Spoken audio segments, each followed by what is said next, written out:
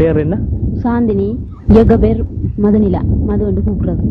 வயசு எத்தனை? 18. எந்த ஊர்? சொந்த இடம் யாழ்ப்பாணம் பண்டத்திற்கு. நீங்க எப்படி இயக்கத்துல சேர்ந்தன்றத பத்தி எங்களுக்கு கொஞ்சம் சொல்லுங்க. நான் மாமா வீட்டை வந்து நின்று நான் கோயிலுக்கு வந்துட்டு நிக்க 1ஆம் மாதம் கடிதம் கொண்டு வந்து அந்த 3 கடிதம் 5ஆம் தேதிக்குள்ள கொண்டு வந்து போயில கூட்டத்துக்கு ඉරන්තින සභාපති උෂාන්දිනී නැමැති 17 වෙනිදි මෑට LTT ලබා දී ඇති නම මදුනිලා යන්නයි. LTT ලබා දී ඇති අංකය 10/23.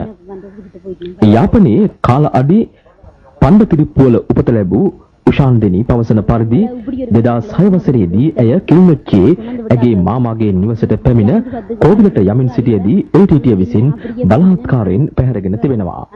ඉන්පසුව ඉරණමඩු අම්බගාමම්හි වනගත පුහුණු කඳවුරකදී ඇයට LTT ආයුධ පුහුණුව ලබා දී තිබෙන්නේ.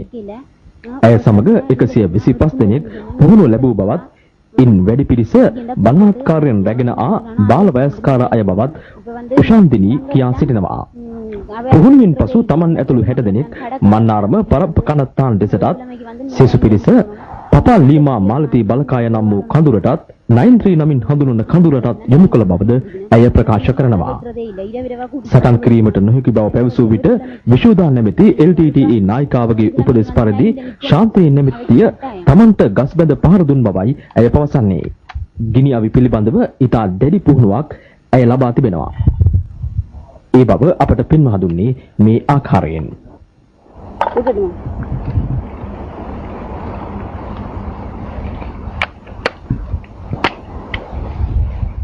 කොතරම් දැඩි පුහුණුවක් ලබා දුන්නද බලහත්කාරයෙන් රැගෙන ආ පිරිස කිසි දිනකත් සිය කැමැත්තෙන් යුද බිමේ නොසිටින බව උෂාන්දිනී ප්‍රකාශ කරනවා. තමන් සමග සිටි බොහෝ දෙනා LTTN පැන යාමට දැඩි කැමැත්තෙන් සිටියද LTTN සිදුවන හිරිහැර නිසා එම අදහස අතහැර දමා සිටි බව ඇය ප්‍රකාශ කරනවා.